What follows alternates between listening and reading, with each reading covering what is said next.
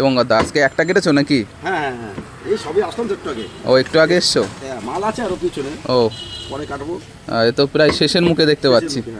আর আমি ভাবছি অনেকক্ষণ ধরেই আসবো, এই বৃষ্টির জন্য আসতে পারিনি। আচ্ছা।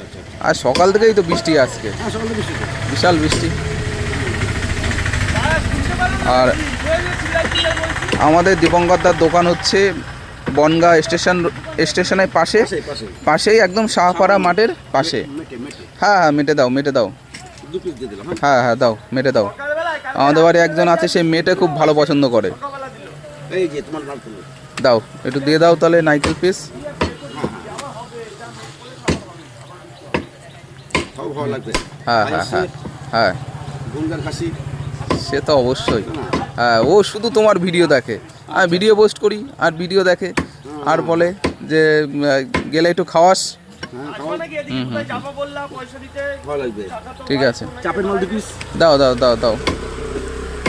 আর তোমার তো বলাই লাগবে না কি লাগবে, কি দিতে হবে। এই 1000 টাকা হয়ে গেছে। ঠিক আছে, ছবিটা এক্সট্রা দিয়ে দিলাম তোমার। হ্যাঁ, দিয়ে দাও। ওকে ওকে, ঠিক আছে।